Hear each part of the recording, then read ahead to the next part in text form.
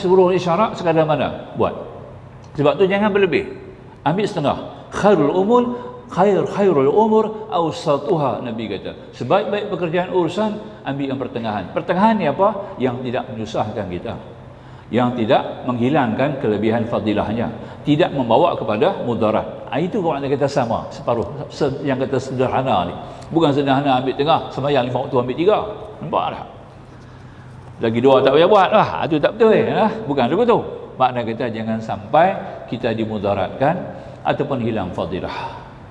Ya, 33 kali subhanallah, alhamdulillah 33, Allah akbar 33, tambah Allah jadi 100, cukup.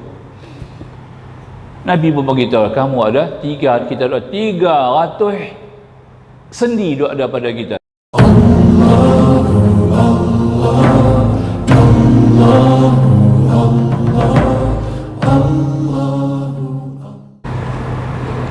Assalamualaikum warahmatullahi wabarakatuh. لنبي الكريم وحبيب المكين خاتم النبيين حبيبنا محمد الأمين وآله وصحبه الكرام الفاتحة. أعوذ بالله من الشيطان الرجيم. بسم الله الرحمن الرحيم. الحمد لله رب العالمين الرحمن الرحيم مالك يوم الدين إياك نعبد وإياك نستعين اهدنا الصراط المستقيم صراط الذين أنعمت عليهم غير المغضوب عليهم ولا الضالين. بسم الله الرحمن الرحيم. الحمد لله الذي أنعم علينا بالإسلام والإيمان رب العالمين ربنا بنعمته الألوان الرحمن الرحيم عباده في القبور بروح وريحان مالك يوم الدين يحكم العالم بعمله بالعدل والإحسان إياك نعبد وأن نقصك بالعبادة في كل وقت وآون وإياك نستعين على الأعداء والنفس والشيطان يهدنا الصراط المستقيم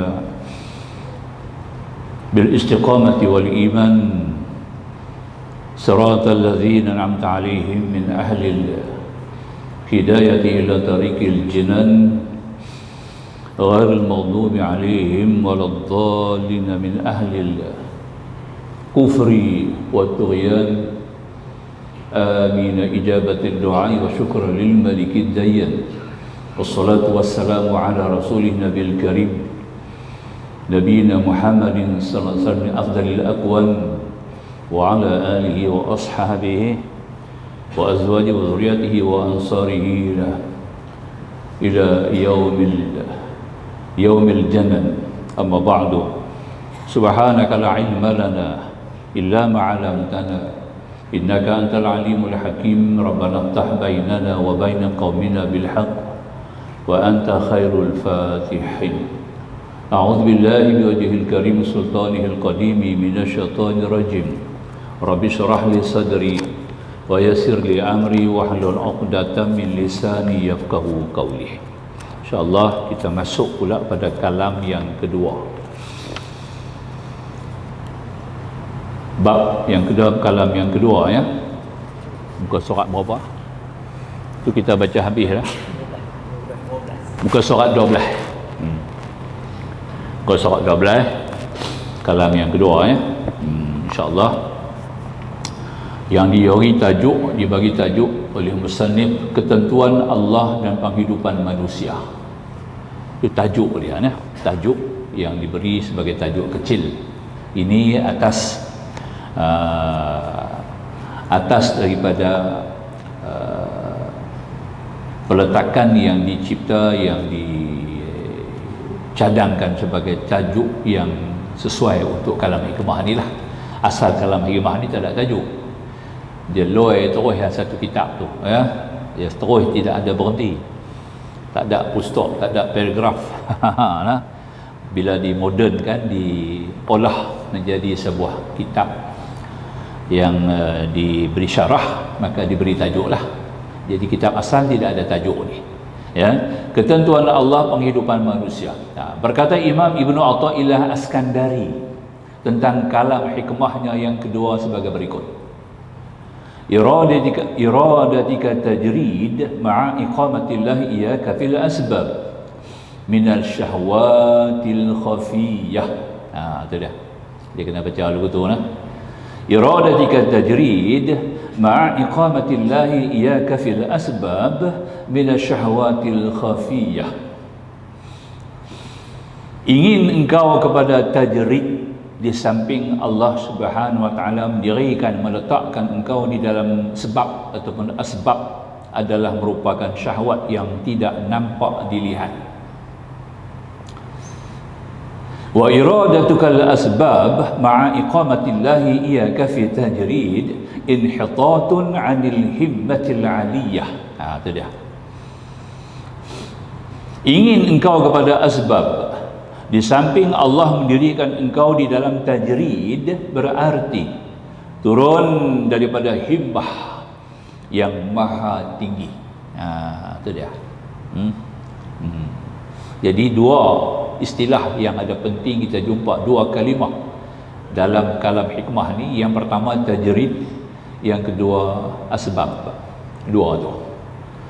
Al-ma'lum, kita kena faham betul-betul bila kita masuk dalam gelanggang tasawuf, di dalam arena tasawuf, mengikut perspektif tasawuf, mengikut para ulama sufi, di mana kita manusia ni orang-orang Islam yang beriman. Sebab kita bercakap soalan berkaitan dengan keimanan, dengan ketauhidan, maka dia berkait dengan orang mukmin semata-mata, tak terlibat dengan orang-orang kafir lah.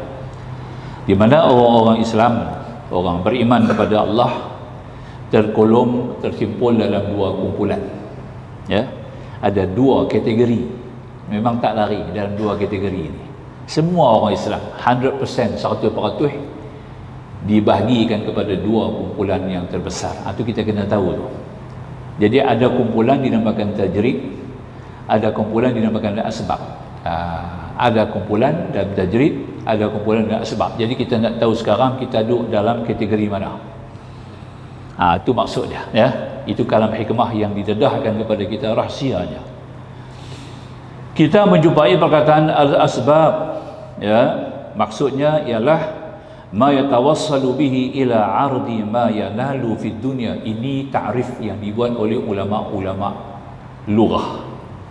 Ulama-ulama dalam bidang ilmu lughah, di mana mereka memberikan satu ta'rif. Ta'rif ini bukan hadis, ta'rif pada perkalimah asbab. Apa makna asbab ni? Jadi dalam istilah asbab yang dipilih oleh pengarang kitab kita, ma yatawassalu bihi ila ardi ma yanalu fid dunya, yakni sesuatu yang sampai dengannya kepada maksud yang dicapai di dalam dunia. Apa-apa yang kita dapat lakukan sampai kepada maksud, itu panggil sebab. Nampaklah, ya. Sakit sebagai contohnya. Bila orang sebut sakit, kita nak tanya pasal apa? Macam mana boleh sakit? Dia ada sebab baru dia sakit. Mustahil dia boleh sakit terus tak ada sebab.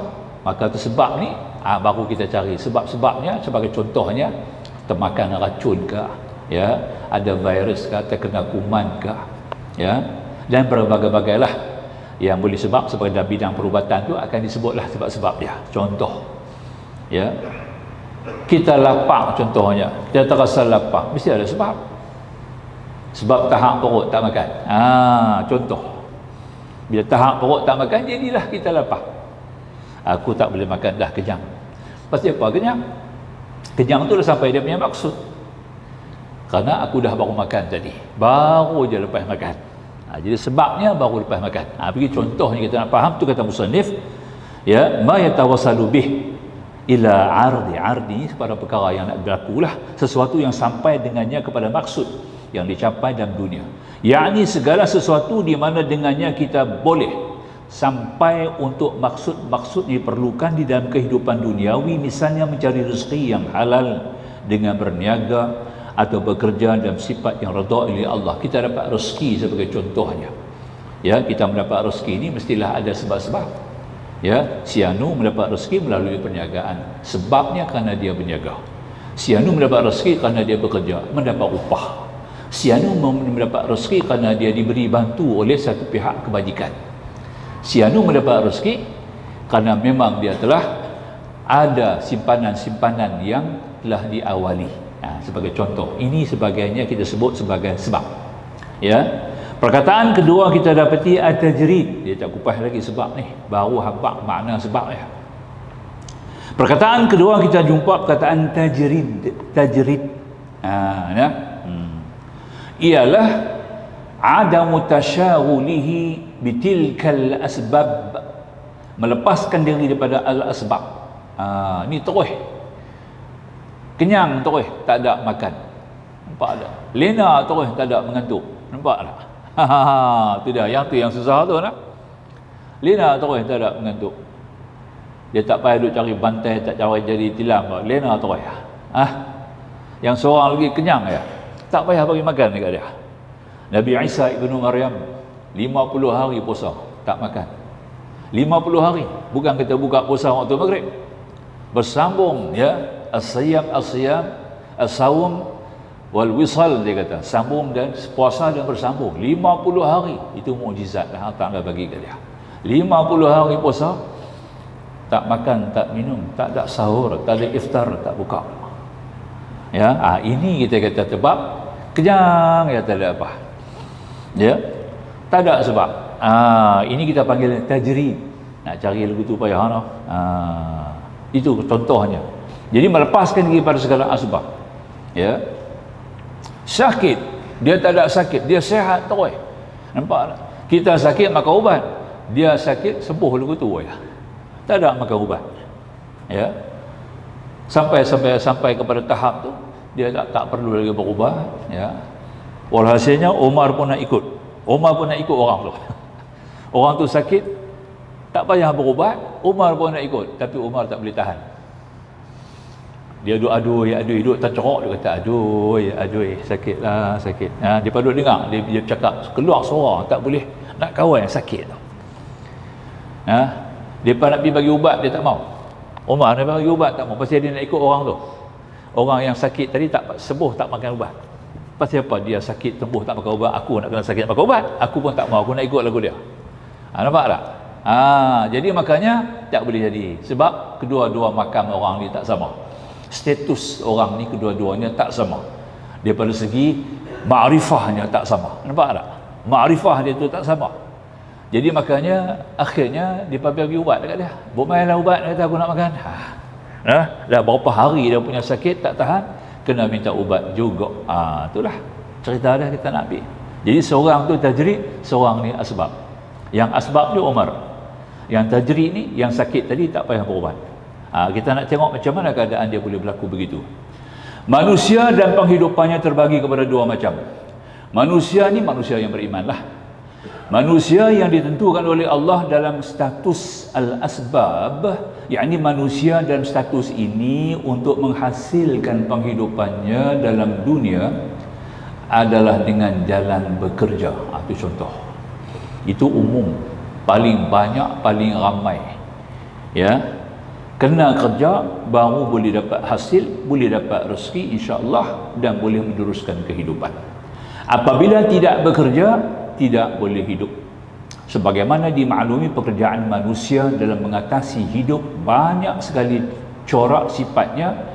Ada kerana sebagai pedagang, pegawai, guru, petani, nelayan, driver, lain-lain sebagainya. Semua tu mencari kehidupan. Ya, tak ada kerja, tak boleh kerja, tak ada kerja, maka jadi masalah, jadi susah. Dia kena bekerja juga. Sekurang-kurang dia kena minta sedekah. Dah tak boleh nak buat apa, kena bawa tempurung minta sedekah. Tak boleh tidak. Nampak tak? Terpaksa. Sampai kepada pihak saja hilang iman, kena mencuri. Tengok tu. Apa sebab? Kerana nak cari sebab. Dia tak boleh hidup, dia tak ada rezeki, melainkan tak ada jalan lain melainkan dengan mencuri, merompak dan bagai-bagai. Itu atas dasar yang dilakukan tanpa iman. Na'udzubillah. Baik, orang yang beriman akan bekerja, mencari yang halal. Itu pentingnya. Apabila hidup kita selamat, tenteram atau dapat diatasi dengan pekerjaan kita yang kita kerjakan itu, maka menurut akhlak dan ilmu tasawuf, nampak ya, bukan kerja rezeki ilmu fiqh. Ilmu fiqh kata kenalah cari rezeki. Ilmu kata kena cari halal haram, betul tak? Tapi dari segi perspektif ilmu tasawuf, tidak diperbolehkan kita meninggalkan pekerjaan atau bekerja untuk kita pindah pada status yang lain. Jadi mengikut tasawuf, ilmu tasawuf, orang ni kena kerja. Ya, kena kerja. Walaupun dia buat kerja-kerja ibadat, imam sebagai contohnya, dia kena jaga 5 waktu sembahyang, betul tak? Ya, kena hadir jaga 5 waktu sembahyang.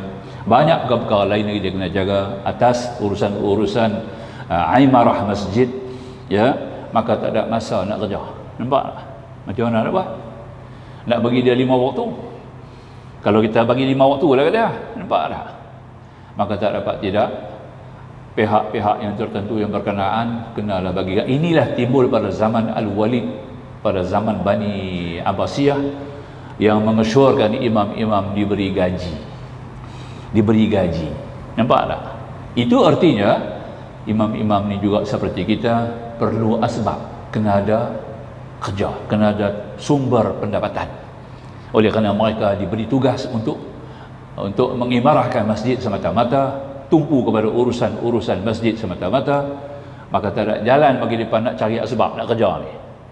Maka pihak-pihak yang berkenaan, masjid dan sebagainya, kenalah ya memberi sumbangan sebagai gaji. Bila ada gaji, itu sebab. Makna kata dia tak boleh, tak apa aku jadi imam, rezeki mai pada langit, gerbuk-gerbuk jatuh dalam mihrab. Bukan begitu. Ini bukan cerita dia, ini cerita lawak ni ya. Ini tak betul. Jadi maknanya orang-orang yang macam ini tertakluk kepada asbab. Dia mesti kena ada sebab. Ini kehidupan yang kita rancang, yang kita susun beginilah. Sebab itu berlaku satu insiden di zaman Umar bin Khattab, di mana ada satu abid, seorang ahli ibadat.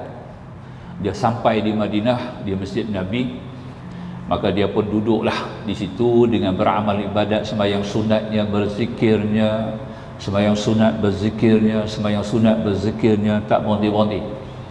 1 hari, 2 hari, 3 hari dia duduk di masjid tu hanya beribadat tanpa kerja.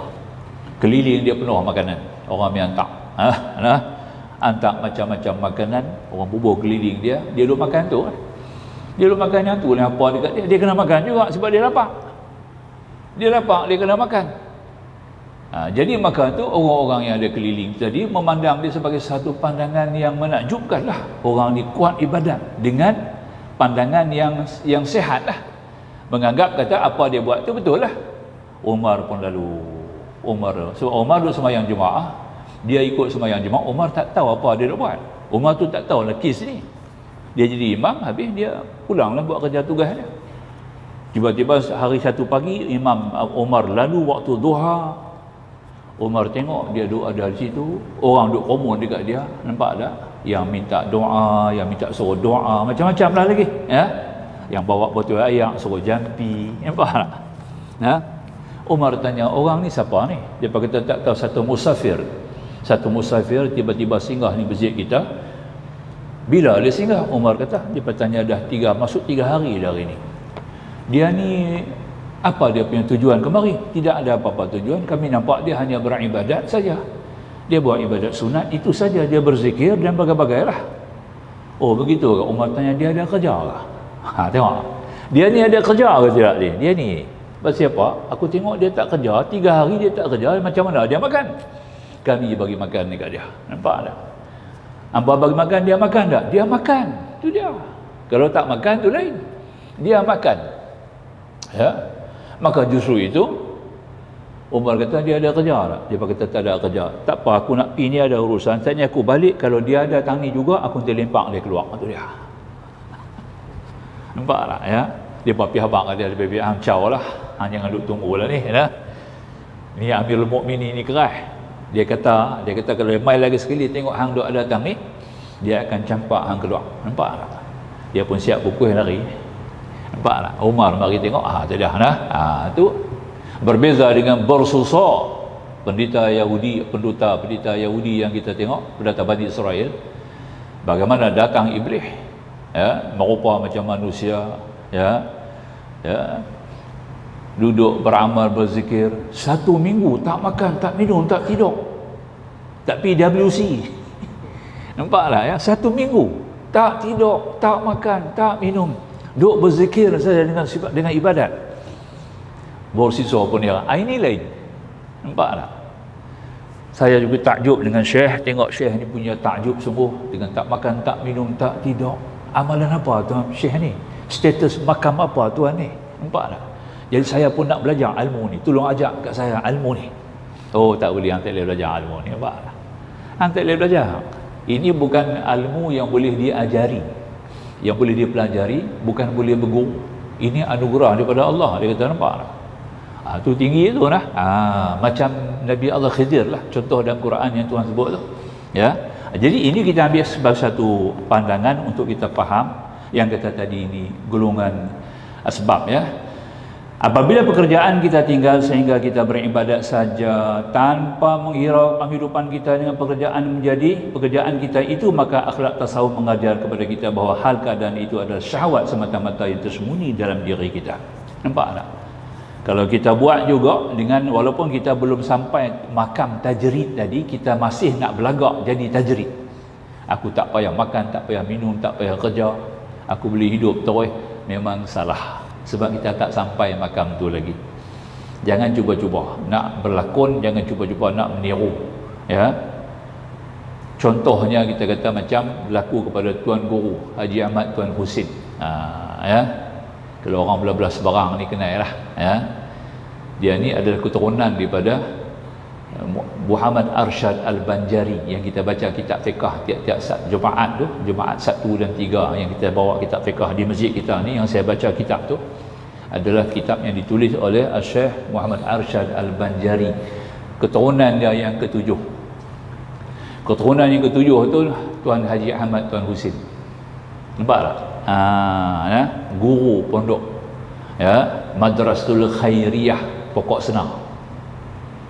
Dia betul, dia sampai tajrid. Sampai satu masa tak mau kerja lah, tak mau kerja. Sebelum tu dia jadi wakil, dia jadi dia jadi ahli parlimen. Pas seorang dia satu Malaysia, seorang dia yang masuk parlimen zaman Tuan Tengku Abdul Rahman. Zaman Tengku Abdul Rahman dia dalam parlimen wakil PAS seorang tu aja. Nah, tak cakap, tak kata apa. Dia pun tak tanya apa, duduk sengap ya. Tiap-tiap mesyuarat sampai. Nampak tak? Tidak lah. Tak keluar apa-apa masalah. Masa tu tak timbul lagi lah urusan yang ni. Maka dia pun hanya hadir. Lepas tu dia berhenti. Tak jadilah, tak masuk politik lagi. Politik tinggal. Dia tinggal semua, duduk di pondok mengajak 100%. Daripada pagi sampai ke malam, tak fikir masalah makan minum. Nampak tak? Orang ni ditanggung. Orang yang bagi tanah, orang bagi lembu, orang bagi kebun, ya. Tak tengok, dia tak tengok orang habaq ya. Tok Guru ni ada lembu ada 20 ekor. Di luar dia bagi ke Tok Guru. Tak apa, dia ambil dia. Bukan keluar pergi perut pergi cari tali buat kandang apa dah. Tak pergi jenguk langsung. Tak keluar pergi tengok langsung. Orang lain pula tolong ambil alih pergi jaga lembu tu kat dia. Nampak tak? Tanah, orang bagi tanah. Tanah ya. Buat tanah berapa ekar bagi tanah atas nama. Tak pergi jenguk pun tanah. Tapi nampak ya. Makan apa yang ada makan. Nampak ada. Sampai makan. Siapa ada dia buat kenduri kendara aku, ada makan dia makan. Habis. Tak ada kata bagi kita makan kenduri, kita buat jamuan. Tak ada. Langsung kerja dia mengajak 4 jam. Nampak ada. Sampai saat dia mangkat. Saya pun hadir dia mangkat dia tu, pergi tengok. Tak boleh pergi lah. Tak boleh sampai dekat rumah dia. Penuh jalan tu, penuh orang, tak boleh, ya. Habis rumah yang nak sampai rumah dia, dekat rumah dia sampai tu kat 2 km. Semua rumah-rumah tu ada orang tak boleh pergi. Orang berhimpun di rumah, tiap-tiap rumah sedia bakui semua penuh dengan duit. Rumah orang nak pergi tengok ziarah mayat dia tak boleh pergi, dia singgah di rumah tu, dia sedekah masuk dalam bakui. Atas nama dia punya macam tu, punya status Tuhan bagi kat dia, ya. Tuan Guru Haji Ahmad Tuan Husin, zuriat keturunan Zainal Arsyad Al-Banjari yang ke-7, yang itulah sebab Zainal Arsyad minta keturunan dia 7 orang ya, 7 keturunan dia, Dia minta kepada Allah 7 keturunan jadi ulama, maka Allah izin dia yang penghabis. Nampak? Bapa dia Husin Nasir, ulama Kedah. Nampak tak? Ya. Guru, termasuk guru mengajar anak-anak raja. Salah seorang pada anak raja abang kepada Tuanku Abdul Rahman. Baca Quran, baca juz amma tak boleh hafal. Dia pukul orang tu boleh hafal 30 juzuk. Nampak tak? Sekali rotan boleh hafal 30 juzuk. Tu dia. Nampak tak? Tak jadi raja. Dia tak mau jadi raja. Dia seronok baca Quran, hafal Quran, mengajar Quran. Itu dia. Abang Tuanku Abdul Rahman. Itu dia. Itu dia antara kelebihan yang kita bagi tadi, yang kita tajrid tu dia lah. Dia tak fikir masalah makan minum, dia nak tumpu kepada ibadat semata-mata. Dan dia tidak ada susah. Tak ada rasa lapar ke sakit ke, tak ada. Ya. Tuhan bagi kat dia sejahtera macam tu saja. Ya, sampai masa tu. Ya. Baik. Dan apa yang dia sebut arti tersembunyi, dia kata syahwatil khafiyah. Kita jumpa perkataan syahwatil khafiyah ni artinya syahwat yang tersembunyi. Pada agak zahirnya kita nampak orang-orang yang tajrid ni dia kata orang yang tak perlu bergantung kepada ibadat, tak perlu bergantung kepada pendapatan makan minum apa semua, kerana dia ditanggung langsung oleh Allah dan tidak ada bimbang dia kepada makhluk, dan tak sampai pula pergi minta ke orang. Nampak tak? Jadi golongan tajrid ni adalah golongan yang melepaskan daripada asbab. Mereka tidak ada perlu kepada asbab, tidak perlu kepada sebab. Macam kita perlu kepada sebab. Tak cari, tak makan, tak bangkit, tak berjalan. Nampak tak? tak masuk mulut, tak jalan. Itu kita. Betul tak? Jadi kita adalah golongan asbab. Majority, kebanyakan manusia orang beriman ni berada dalam status asbab. Jadi maka kita jangan lari daripada sebab tu. Usahalah elok-elok cari jalan yang halal.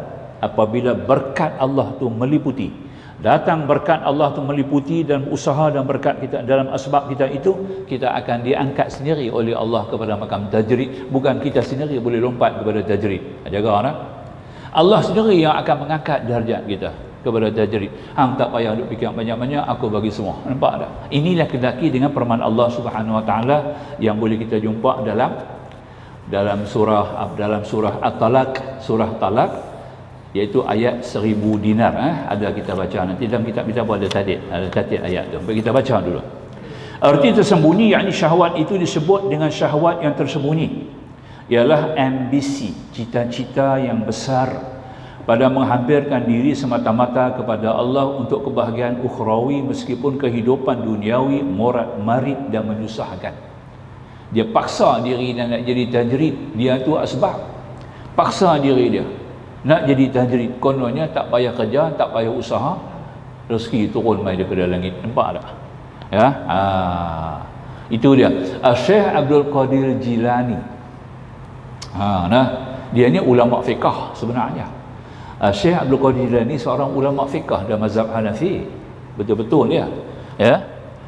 Tapi baru dikenali dalam ibadat tasawuf dan urusan tasawuf, baru orang kenal dia. Sebab berlaku banyak perkara-perkara yang luar biasa ke atas diri dia lah. Makna kata dia beramal secara langsung yang tidak ditahir kepada orang, dan dia buat kerja pula dengan kerana Allah, dan ibadat yang dibuat tadi ini memang ibadat yang cukup kemas dengan pelbagai macam andaian rupa ibadat dia buat, ya. Termasuknya sembahyang sunatnya, zikirnya, tahajudnya, puasanya, baca Qurannya, selawat dia kepada Nabi. Dia ada salawat yang disusun oleh Syekh Abdul Qadir Jilani, salawatul Quran dia panggil. Salawatul Quran. Tiap-tiap ayat Quran tu ada selawat. Tiap-tiap Quran dia reka, dia susun sendiri dengan kebijaksanaan dia, dengan ilmu fiqh yang ada pada dia. Nampak tak? Kebijaksanaan Syekh Abdul Qadir ini banyak orang tak kenal cara tu. Kita duk kenal, duk tengok kata dia daripada segi karamah dia. Tapi daripada segi hukum, daripada ilmu, daripada segi amalan, kemas. Dia cukup kemas Syekh Abdul Qadir. Sebab tu dia jadi taraf wali tinggi, kerana dia kuasai semua ilmu dengan sempurna. Ilmu fiqh dia cukup faqih sungguh. Ilmu tauhid dia cuma hikmah sungguh, ya. Ilmu tasawuf dia memang sungguh qurbah, sungguh dekat dengan Allah Subhanahu Wa Taala. maka itu dia dapat kedudukan yang begitu istimewa. Makanya di antaranya sampai kepada makam tajrid sebagai contoh. Dia kata apa? Sebab Allah kata dalam Quran bahawasanya Allah mengatakan wa maddabatin fil ardi ila 'ala Allah rizquha, tidak ada yang melata di muka bumi ini melainkan ditanggung rezeki oleh Allah. Dia nak uji ayat ni betul tak? Dia pergi duduk di satu menara masjid. Dulu azan, orang azan mula-mula naik atas menara, kemudian tak naik menara, naik atas bumbung, tak naik menara tinggi. Dia pergi duduk di atas menara tu, tempat orang tak sampai. Nampak tak? Dan dia beribadat di situ, semayang di situ. Dia bawa satu bekas ayak untuk ambil air semayang. Nampak tak? Dia nak tunggu situ dalam 1 minggu nak tengok apa nak jadi. Rezeki mai turun daripada langit tak? Itu dia. Sampai tahap tu. Sebab dia sudah yakin sampai kepada iman haqqan. Wa idza tuliyat alim ayatuhu zadathum imana. Quran katakan, bila dibacakan ayat-ayat kepada imannya perlahan bertambah. Bukan iman tu duk tangtu, dia bertambah. Bila bertambah iman, kekuatan iman dia tadi ini akan menjana ketakwaan yang luar biasa. Dia pergi duduk di atas menara tu dengan hasrat nak tunggu Allah yang tak makan kat dia sendiri. Nampak tak? Kita tak boleh buat kerja tu. Buat kerja tu pakai mampuih dulu tu lah kat atas tu. Tak boleh cerita lah. Mampush kat atas tu lah. Ya. Tu dia lah. Mati kering lah mampush ni. Mati kering. Bukan satu benda yang silap ya. Tiba-tiba guru dia sendiri duk cari dia. Lepas 3 hari guru dia cari dia. Mana pergi dia? Abdul Qadir ni pergi di mana? Nampak tak? Kebetulan guru tu dapat ilham nak pergi tengok di atas menara tu. Apa ada atas menara tu? Lama tak pergi tengok. Nampak tak? Kok ada najis ke ada apa ke nak pergi bersih. Dia pun bawa penyapu naik. Nampak? Dengan ayak. Nampak tak? Dengan satu kain, dengan penyapu, dengan ayak, Tok Guru ni naik menara. Allah nak hantar. Nampak tak? Sampai di menara, tengok-tengok ada berkadir. Apa yang kita buat di sini? Dia kata, tak ada. Apa ini hasrat Allah ilhamkan saya ambil 2 orang ni. Dia kata, nampak? Yang tak makan, tak minum. Dia kata, Allah tanggung rezeki. Tok Guru tu turun balik. Pergi bawa makanan pula buat. Tok Guru suap masuk mulut dia. Nampak tak? Sampai tahap tu, jadi mak dia kata ayat itu sudah teruji. Makam dia sudah sampai kepada tajrid. Nampak tak? Itu kita panggil tajrid. Boleh lah. Melihat kepada kekuatan ilmu, keyakinan ilmu, penghayatan ilmu, dan juga hasil daripada manfaat ilmu itu dia dapat. Nampak ya? Itu kita kena mengaji macam tu ya. Jadi makanya yang disebut oleh musannif, kalau kita gagah juga buat cara kita dengan tidak fikir perkara ini atau tidak sampai kepada makam ini, dikata oleh musannif, meskipun kehidupan duniawi morat-marit menyusahkan, ambisi yang begini, cita-cita begini pada lahirnya secara sepintas lalu adalah baik, nampak berzahir baik, tetapi pada hakikatnya sudah menyimpang dari ketentuan Allah disebabkan keinginan kita seperti tersebut itu. Sama juga dalam ibadat yang kita nak buat lah ya. Dia kata zikirlah sehari subhanallah wa bihamdi subhanallahil azim subhanallah bihamdihi subhanallahil azim. Zikirlah 100 kali. Ada hadis kata suruh zikir 100 kali. Buatlah 100. Buat dekat 100 lah. Dah aku nak buat 1000 hari ni. Tu syahwat lah tu. Tu syahwat. Dia buat 1000, nampak tak? Hari mula boleh lah. Mari kedua ternyata pula Allah kena syahwat, kena selawat 1000 pula. Nampak tak?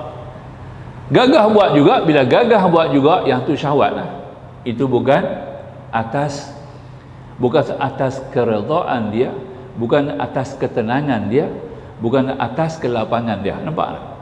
Dia buat tu betul-betul atas syahwat. Syahwat suruh. Kemarin anda buat 1000, hari ni kena buat 1000 juga. Tak betul ya? Nampak tak? Sebab tu kita bila Nabi suruh buat satu perkara, fa iza amartukum bi syai'in fa'tu minhu mastata'tum, kata Nabi. Ya. Apabila aku arahkan kamu, suruh kamu buat satu pekerjaan, buat sekadar yang kamu mampu. Mampu tu adalah atas kasab, bukan atas syahwat. Kalau atas syahwat, maknanya kata kamu nak gagah juga, 100 kamu nak buat 1000, Nabi suruh 100 kamu buat 1000, maka jadilah masalah. Mungkin 1-2 hari kamu boleh buat, mai kemudian banyak-banyak hari kemudian lepas itu kamu akan bosan, akan jadi jemu, ataupun kamu rasa satu bebanan ya, yang mengikat kamu, maka akhirnya kamu akan tinggal semua. Nampak tak? Ini tak boleh Maka tu kita ikut apa yang disuruh oleh syarak, sekadar mana buat. Sebab tu jangan berlebih. Ambil setengah. Khairul umur awsatuha, Nabi kata. Sebaik-baik pekerjaan urusan, ambil yang pertengahan. Pertengahan ni apa? Yang tidak menyusahkan kita, yang tidak menghilangkan kelebihan fadilahnya, tidak membawa kepada mudarat. Itu makna kita sama, separuh. Yang kata sederhana ni, bukan sederhana ambil tengah, sembahyang 5 waktu ambil 3. Nampak tak? Lagi 2 tak payah buat lah. Itu tak betul bukan begitu. Makna kita jangan sampai kita dimudaratkan ataupun hilang fadilah. 33 kali subhanallah, alhamdulillah 33, Allah akbar 33, tambah Allah jadi 100, cukup. Nabi pun beritahu, kamu ada kita ada 300 sendi duk ada pada kita. 300 sendi ada kat kita sekarang ni. Maka apabila kita baca tasbih, tahmid, tahlil, takbir tadi ini, kita telah bersedekahkan satu hak kepada sendi-sendi kita sedekah. Nampak tak? Kepada Allah Subhanahu Wa Taala sebagai suatu simpanan. Ini kita kena faham lah. Itu kita nak fikir. Jangan lebih. Dia suruh 33, kita pergi buh 100. Tak kena. Doktor kata makan ubat sehari 2 kali. Kita buh 3 kali. Nampak tak? Lingkup pula kita. Betul tak? Ataupun kita potong baju dia sekali pun rosak juga. Tak boleh. Ikut sekadar mana yang Nabi suruh, sekadar mana yang dia letak, itu yang kita buat. Jangan lebih. Yang lebih ni ada kaedah lebih yang kita kena carilah. Seorang-seorang duduk, hari ni aku lapang, aku nak cadang nak baca. Ingat nak baca 1000 kali subhanallah. Tak apa, silakan. Hari ni aku rasa lapang, rasa tenang, ada ketenangan, aku nak buat 1000 kali. Sudahlah. Buatlah 1000. Nampak tak? Buat pula mai 3-400 rasa jemu pula. Tinggal, jangan paksa. Nampak tak? Tapi kalau kita ada himmah, orang ada himmah ni, dia akan sambung masa ni. Tadi aku buat 300, aku dah ingat nak buat 1000, lain aku sambung lagi. Ini orang yang punya himmah yang tinggi. Nampak tak boleh. Jadi maka tu kata musannif, disebut oleh sini, ambisi begini tidak kelihatan bagi manusia biasa, tetapi dilihat oleh manusia yang mengamalkan ajaran akhlak tasawuf atau mengetahui ajaran ini. Satu lagi perkara yang tuan-tuan nak kena tahu, ini juga daripada Al-Quran yang kita lihat asbab ni, yang kata asbab ni datang daripada kisah Al-Quran sendiri. Kalau mungkin saya boleh tunjuk sedikit kepada tuan-tuan lah iaitu bagaimana Allah sendiri mengesahkan kepada kita tentang Nabi tu Adam AS tu Adam AS, bagaimana Nabi Allah Adam AS sendiri dalam bab asbab dan jerit. Sekarang Allah telah letak kepada dia makam. Orang dah sampai makam tajrid ni pula. Ni contoh kita nak faham ni Kalau kita lihat kepada manusia tajrid, manusia yang ditentukan, muka surat yang kita baca, manusia ditentukan oleh Allah dalam status tajrid. Manusia tingkatan status ini sudah tinggi nilainya pada sisi Allah. Penghidupannya telah dimudahkan Allah sehingga ia tidak sulit lagi dalam mengatasi hidup dan kehidupan. Dan dia tidak perlu bekerja dan berusaha untuk menghasilkan rezeki, tetapi rezekilah yang akan datang kepadanya. Manusia dalam status ini dapat kita lihat kepada dua. Manusia yang meskipun dia bekerja dan berusaha, tetapi seolah-olah dia bekerja itu sebagai ising-ising belaka. Ising-ising ni hanya main-main sajalah. Orang pencen dah tak ada apa, pencen tu ada lah dalam bank Orang ni pencen dalam bank 4,000. Tak payah kerja lah. 4,000 pencen. Kerja juga. Dia kerja pam minyak. Nampak tak? Tu saya jumpa dah. Apa yang tak? Apa jadi? Dia kata tak kerja tak boleh. Nak pergi kerja lain orang tak mau. Tak ada. Saya punya ijazah tinggi sangat. Nak dapat kerja kecil-kecil tak boleh. Kedai pam ni tak tanya apa. Dia kata hamai sudah. Kami duk mau. Attendant ni ada lah. Maka pergi kerja tempat pam. Habis tu dia kata takat tu aja lah Ustaz, bukanlah apa. Jemaah saya pergi. Dia kata tak tinggal, semai jemaah saya pergi. Hang nak buang, cukup masa dohor, lari tinggal minyak pergi pam. Itu dia, nampak tak? Dia tinggal kerja dah, bukan kata minta izin lah. Masuk dohor bunyi masjid dekat, dia pergi sembahyang. Itu dia. Ini orang kemas ni, Nampak tak? Mati dah. Baru mati sebelum Raja Haji meninggal. Nampak tu saya teringat lagi dia punya kekuatan tu. Masuk asar, pergi sembahyang. Elok lepas asar, masuk sebelum maghrib, dia berhenti lah. Dia kata kat tuan dia, aku nak kena balik. Nampak tak? Hang cari orang lain. Hang tak mau, tak apa. Nampak tak? Aku bukan nak kerja sangat, saja nak buang masa. Dia kata kat dia tu. Nampak tak? Hang tu pinjam aku 4,000 tau pinjam aku. Dia kata, tu dia abang kau kerja minyak. Nampak tak? Dia tu kata tak apalah, nak balik. Balik pergi mengaji. Itu dia. Maghrib pergi mengaji. Sampai waktu Isya malam boleh buat tahajud, boleh baca Quran lagi. Nampak? Alhamdulillah. Ini orang-orang yang dipanggil golongan tajrid. Tajrid lah. Tak perlu kerja. Kerja tu hanya sebagai ising-ising. Ni maknanya untuk main-main saja, nak mengisikan masa-masa kosong sebagai nak bergerak. Kita nak bergerak badan. Orang pincin tak bergerak sakit. Kita ni kena bergerak, kena keluar jalan bekerja. Buatlah apa-apa yang boleh bagi bergerak. Itu dah. Itu dah. Itu ya. Seorang perempuan ni dia ni jururawat. Pincin dah. Nampak tak ya? Apa dia buat? Belah-belah pagi ni dia pakai uniform. Pakai uniform, himpun anak cucu. Dalam rumah dia, cucu dia ada 11 orang. Nampak tak? Rawat cucu ni. Periksa cucu, periksa nadi, periksa apa. Dia buat kerja. Itu dia. Yang pergi sekolah, pakai uniform. Hantar gambar mai. Kat isteri saya tunjuk. Isteri kata, dia ni betul ke apa? Betul ya, dia kata. Dia buat tu cara betul. Nampak? Pertama, dia menghayati kerja. Dia sayang kerja. Nampak tak? Maka nostalgia. Kerja tu dia buat. Kedua, dia mengisi masa. Nampak? Bukan dia pergi cari makan, pergi ambil gaji tak. Ini semata-mata kerana nak melayankan dia punya keinginan, kesukaan bekerja tadi. Itu sebagai contoh yang sangat baiklah kita panggil. Jadi tajrid ni tuan-tuan, adalah mereka dah sampai kepada makam ni. Kalau kerja pun hanya ising-ising, dia kata, bukan satu tujuan yang begitu besar, bukan satu tujuan yang kena. Ya, kerana hatinya tertuju selalu bersamaan bagaimana ia dapat melaksanakan ajaran agamanya dengan sebaik-baik dan sebagaimana selalu takwa kepada Allah, beramal, bekerja tetapi tidak memberatkan otaknya. Ya. Bahkan pula Allah memudahkan rezeki, memberikan keberkatan pada usahanya yang tidak dikiranya sama sekali. Sama juga satu hamba Allah pula duk kerja di sini bagus dah lah. Tak tahu hampa jadilah, tak jumpa lama. Sebagai contoh kita nak abang ni bukan nak cerita nak mumpat apa tidak, sebagai nak menghasilkan satu kedudukan. Ya. Jadi pendek kata, masa dia kerja dulu memang mewah lah. Memang mewah sangat-sangat lah. Gaji pun cukup besar. Masa tu kira dibanding masa duit kita duk besar tu, gaji dia besar lah. Nampak tak? Dengan kenderaan ada, dengan kemudahan ada, nampak tak? Boleh semayang dan ikut kuliah saya. Tiap-tiap kuliah dia ikut. Tiap-tiap kuliah sampai. Nampak tak? Alhamdulillah. Pengambil beritahu kat saya, Ustaz, saya dapat satu tawaran lagi. Nampak tak? 3 kali ganda gaji dah. Nampak tak? Tapi nak kena pindah lah, tak elok di Pulau Pinang. Nak kena pergi tempat lain. Saya kata tak payah. Hang dah cukup sangat-sangat, dah padat dah Tuhan bagi dah. Hang duk ada dalam duit, dalam simpan pun makan tak habis. Nampak tak? Sampai hang tak ada masa nak kira duit hang. Sampai tahap tu lah kira dah. Punya mewah sangat-sangat. Kenderaan semua ada, makan minum sihat, boleh mengaji, boleh hadir Jumaat boleh hadir, yang paling penting semayang Jumaat, boleh bangun malam semayang tahajud, boleh baca Quran. Nampak tak? Ya. Apa lagi yang mau? Semua Tuhan dah letak tajrid tu. Itu tajrid kita panggil. Nampak tak? Tiba-tiba nak pergi juga, bila pergi sana, ya Allah, semayang Jumaat tak boleh pergi, mengaji tak ada. Dia telefon saya, Ustaz kata betul. Nampak tak? Saya Jumaat pun terlepas. Duk kena tengok kerja sebab dia deal dengan overseas, banyak dengan negara luar. Deal ya. Kelang lah.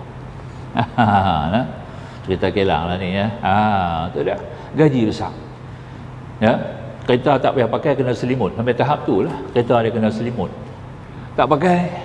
Ya. Na'udzubillah. Saya kata itulah sahabat daripada awal. Ya. Allah dah bagi kamu kedudukan yang istimewa kepada kamu. Dengan zahir batin dunia akhirat kamu dah dapat. Apa lagi yang kamu nak kejar? Datang dengan kerana syahwat. Nampak?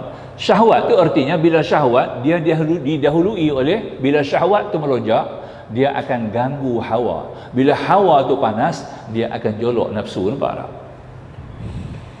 Memang tak boleh lari punya. Bila nafsu dah kawal kita, habis. Akal sebagai Perdana Menteri tidak ada tempat lagi. Jantung sebagai raja tidak akan mendapat apa-apa nasihat yang baik. Nampak? Sebab Perdana Menteri dia tak boleh buka mulut. Ya, kerana dikuasai oleh Tiga jabatan, tiga kementerian ni cukup bahaya. Kementerian syahwat, kementerian hawa, kementerian nafsu. Kalau kata syahwat mesti kait dengan dua perkara ni, hawa, nafsu. Syahwat, hawa, nafsu memang tak boleh lari. Itu dah ada, merupakan sebagai satu fitrah kita yang Allah SWT. Sebab itu kita kena puasa sebulan Ramadan untuk mententeramkan tiga perkara ni. Boleh faham tuan-tuan? Jadi maka dengan kerana ini dia pun terpaksalah kena jalan kerja juga, ataupun dia kena berhenti lah. Nak minta tukar tak boleh, nampak tak? Sampai ke persudahan, kalau dia nak, dia kena berhenti je jawab. Bila berhenti, nak cari kerja baru. Itu dia. Jadi akhirnya dia berhenti jugalah. Dia masih ada kekuatan iman, masih lagi tergerak jiwanya kepada akhirat. Maka dia berhenti kerja. Apa jadi saya tahulah. Sebab tu tak balik main Penang lah. Tak tahu sampai hari ni tak jumpa lagi lah. Lost contact lah kita kata. Nampak ya? Apa jadi? Itulah akibat sebagai contoh kita kata tuan-tuan. Kalau Allah dah bagi kecukupan dengan kita, dah pada dengan kita, jangan ada tamak. Ya, itu artinya. Jadi kita sambung lagi kata sini. Maka itu kata Allah, orang yang kata tadi ini manusia yang meskipun dia bekerja dan berusaha, tetapi seolah-olah dia bekerja itu sebagai ising-ising belaka, kerana hatinya tertuju selalu bagaimana ia dapat melaksanakan ajaran agama dengan sebaik-baik, dan bagaimana ia selalu takwa kepada Allah Subhanahu wa taala, beramal dan bekerja tetapi tidak memberatkan otaknya. Bahkan pula Allah memudahkan rezekinya dan memberikan keberkatan pada usahanya yang tidak dikiranya sama sekali. Macam saya dalam cerita api, tak apalah nak kata apa. Ustaz mengajar itulah, jangan duk gaduh, jangan duk fikir masalah rezeki. Nampak dah ya, Allah akan bagi rezeki kepada ustaz, dia lah bagi tu. Nampak tak ya? Dia tiap bulan. Lepas 3-4 bulan tengok, lepas 3-4 bulan tengok ya. Rupanya dia masuk saya dalam saham dia. Dia masuk saya dalam saham dia. Tak ada pasal. Ustaz tak bayar kerja, macam orang menjaga ya. Dah. Sebab dia orang menjaga. Dia jutawan lah. Sahabat saya, satu sekolah dengan saya. Satu sekolah dengan saya. Dan dah berjaya lah. Hari ini jadi berjaya. Alhamdulillah. Satu kejayaan yang besar. Dan dia pun fikir, sebab saya pun bagi nasihat kat dia banyak panduan. Sampai sekarang dia duduk telefon hubung saya, tanya masalah WhatsApp apa-apa perkara lah ya. Kita duduk bimbing dia secara jauh. Alhamdulillah jadi orang yang saleh, orang yang berjaya dunia akhirat ya. Dan tak payah dia kata ustaz duduk sekat-sekat pergi mengajar tu. So saya duduk fikir pasal rezeki. So saya fikir ya, Allah akan bagi kepada ustaz. Buat kerja. Kita pun serah. Dia ambil IC nombor apa semua, dia masuk sendiri buat kerja. Nampak tak? Tiap-tiap bulan saham kita ada. Nampak tak? No, saham kita ada. Nah. Cuma ustaz tunggu tengok ya. Masya-Allah ya.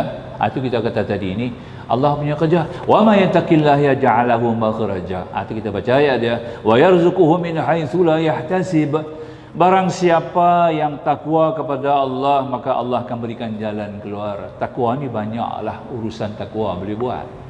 Orang ibadat dengan sembahyangnya, orang yang taat dengan patuh sunnahnya, orang yang orang yang rajin dengan usaha kerja, berniaga dan sebagainya. Semua itu membawa kepada jalan yang halal, yang memimpin kepada kehalalan. Itu takwanya. Takwa bukan hanya buat sembahyang aja, jangan salah faham.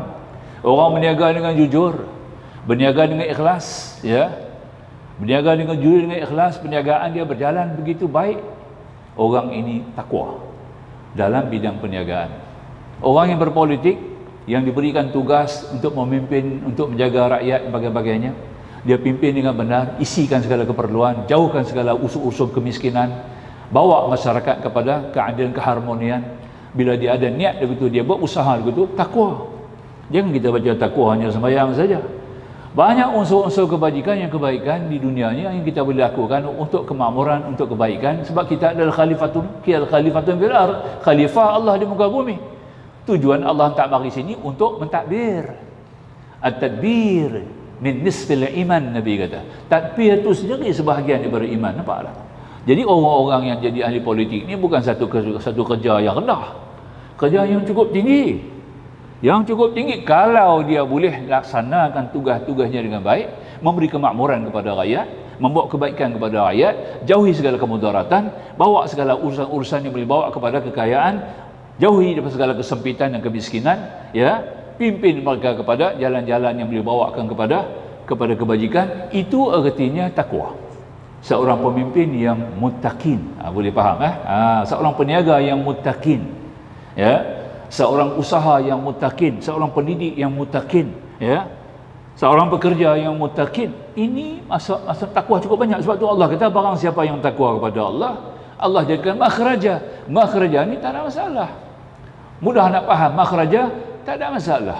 Walaupun memang masalah ada, kita tak boleh lari. Mana boleh lari? Dunia ni dunia masalah, ya. Makna dina adana dunia tu masalah. Masalah, ya. Dia kita faham. Ya, jadi maka dengan kerana itu kata musannif, barang siapa yang takwa kepada Allah, maka Allah bagi kepada dia, menjadikan kepada dia makhraja, maknanya keluar daripada segala kesulitan. Wa yarzuquhu min haitsu la yahtasib, dan Allah memberi rezeki kepadanya di sumber yang tidak pernah dipikirkan. Tak pernah dipikirkan. Wa man tawakkala 'ala Allah fa huwa hasbuh, barang siapa yang tawakal pula. Tawakal ni cukup tinggi.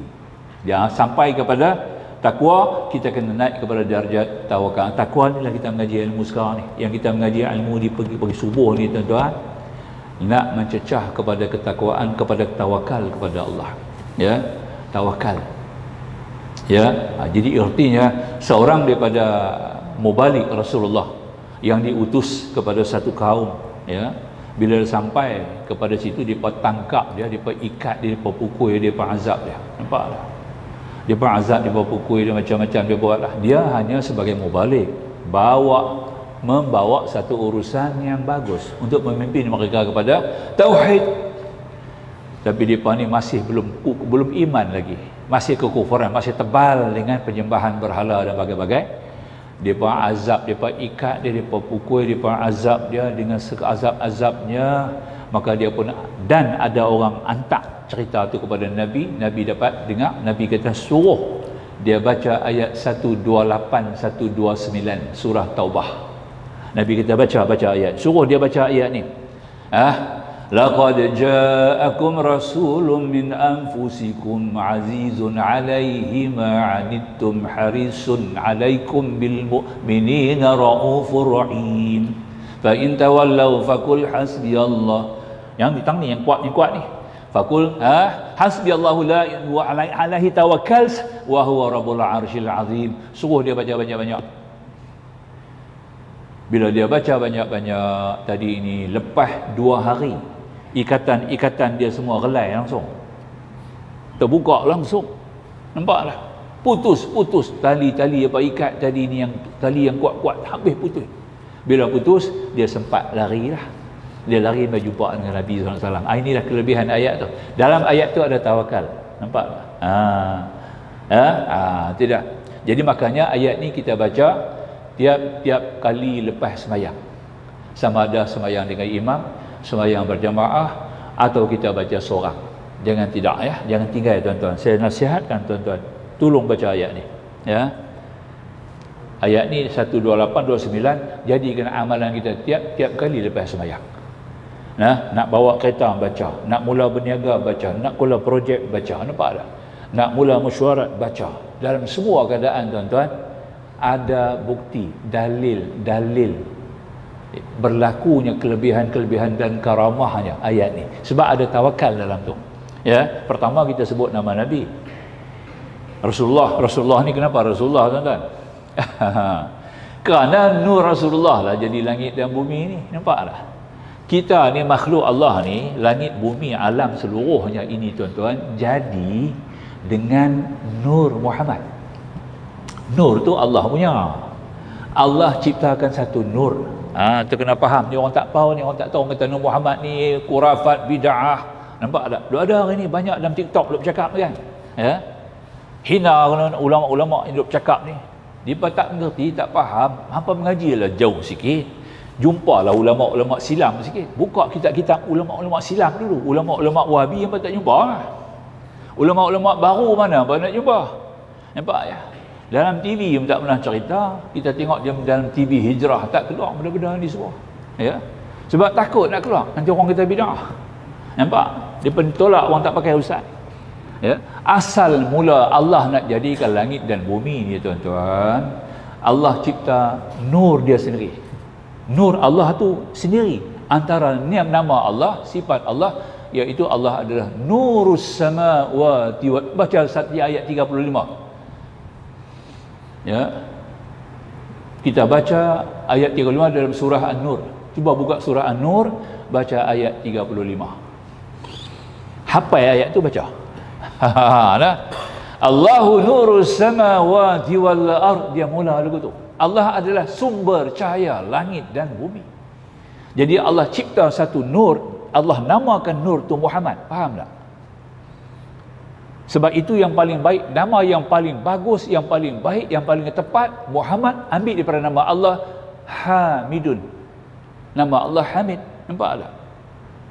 Maka tu Allah jadi kepada nama Hamid tu, keluar nur tu namanya Muhammad. Jangan sentuh lagi Nabi Muhammad ni dah. Jangan pergi terus ke Nabi Muhammad dah. Ya. Nur Muhammad itu kebetulan dijadikan dalam satu bentuk dalam rupa Nabi sekarang. Nampak tak? Tu dia. Faham tak? Tu dia. Daripada nur itulah Allah jadikan langit dan bumi. Seluruh isi langit dan bumi ini, tuan-tuan, jadi daripada nur Muhammad. Sebab tu apa perkara kita buat kena ada selawat Nabi. Nabi itu luar biasa. Nampak tak? Bukan manusia biasa. Dia bukan jadi daripada tu Adam dah. Bukan daripada tanah zuriat tu Adam dah. Itu kena faham. Ketika Allah jadikan, bawa Israel, bawa tanah, duk perah, duk pelam, duk buat apa tadi ni, duk buat tubuh.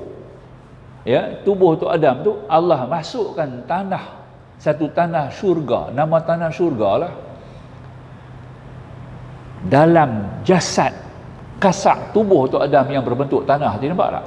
Dia tanah yang kata jadi Nabi itu bukan datang daripada bumi, bukan daripada ambilan Israel lah.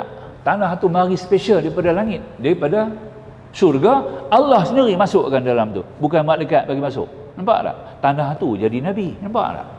Sebab tu segala unsur-unsur Nabi, najis, kita najis, Nabi tak ada najis. Nabi tidak ada najis, tuan-tuan, kena faham ya.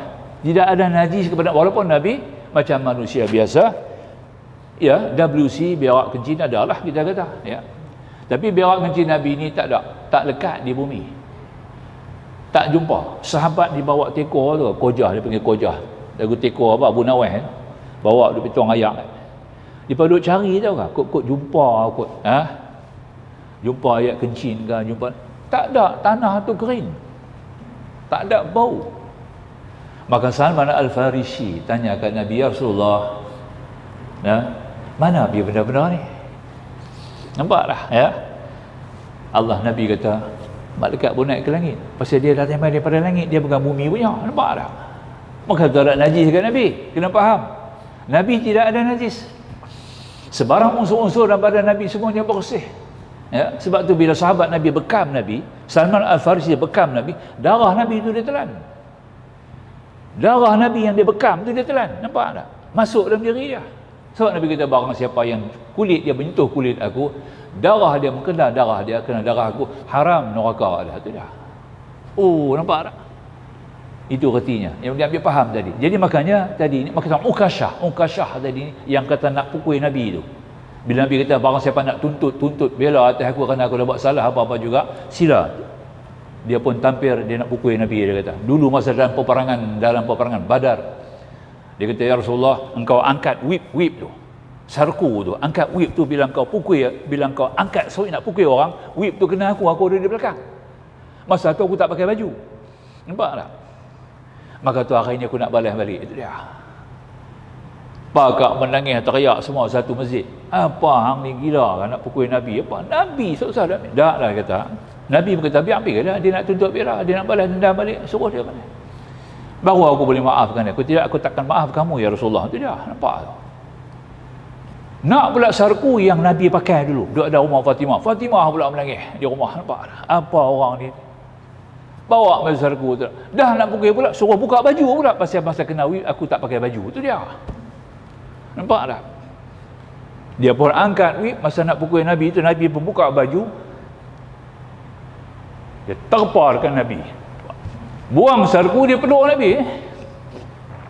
Yang ni aku mau, dia kata. Peluang nak peluk Nabi, kulit dia kena kulit Nabi. Sebab ya Rasulullah, engkau kata Mana-mana kulit yang kena kulit aku, mana-mana darah yang bersongsi dengan darah aku, haram neraka. Yang ni dia mau. Ya, nampak dah. Terus ahli syurga, Nabi kata, nampak tu dah. Tu kata muka syah ahli syurga. Itu kita nak faham, tuan-tuan. Dia kena buat hilah tu baru dapat pegang Nabi. Kalau tidak, tak dapat nak jumpa Nabi. Nampaklah. Demi ibu dan bapa, manalah aku boleh duduk bela kepada kamu ya Rasulullah. Demi ibu dan bapa aku, engkau lebih daripada ibu bapa aku lagi. Tapi ini peluang. Aku nak ambil nikmat ni yang engkau telah keluarkan sendiri, ya, sebagai satu fadilah yang besar. Maka tu berebut Nabi. Maka tu Salman pula dengar, cara lain tak ada lah. Bila duk bekam Nabi tu, dia dapat pegang terus Nabi. Salman tu pegang terus Nabi. Tiap-tiap bekam, darah bekam tu dia telan. Nampak tak? Ludah Nabi sambut. Siapa Nabi ludah tu dia sambut dia. Pakat sambut tu dia jilat. Sebab Nabi tak ada najis, tuan-tuan. Jadi makanya kita ambil kira sekarang ni, balik kepada apa kita nak baca sekarang lah, ya. Maka kita bila baca ni ayat 128 129 ni, laqad ja'akum ni sentuh Nabi terus. Nampak tak? Kemudian dengan itu kita bertawakal kepada Allah. Dia tahu urusan makhluk ni semua kita tawakal kerana Allah saja yang menyelesaikan semua urusan, bukan kita yang menyelesaikan urusan. Nampak tak? Kita kena faham begitu jauh. Makrifah kita mesti kemas. Pergantungan kita kepada Allah secara langsung.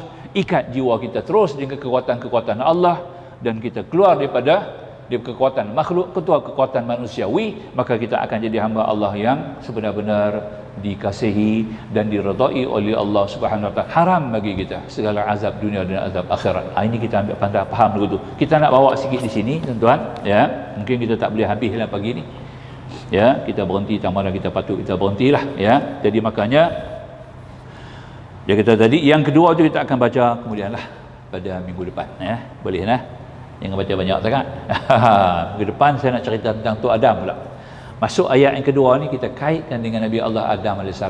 Bagaimana Adam dengan tu Hawa duduk di surga turun ke dunia. Nak cerita ada hubung kait dengan kalam hikmah yang kita baca pagi ni. Boleh tak tu nah? Insya-Allah. Boleh nah? Tuan nah, aku qauli hadza wastaghfirullahal azim li wa lakum. Akhirul kalam wallahu subhanahu wa ta'ala a'lam. Bismillahirrahmanirrahim. Alhamdulillah. Wassalatu wassalamu ala Rasulillah wa alihi wa sahbihi ajma'in. Subhanaka la ilma lana illa ma 'allamtana innaka antal alimul hakim. Rabbi shrah lana sudurana wa yassir lana umurana. Rabbana atina fid dunya hasanah wa fil akhirati hasanah wa qina 'adzaban nar. Walhamdulillahi rabbil alamin. Wassalamu alaikum warahmatullahi wabarakatuh.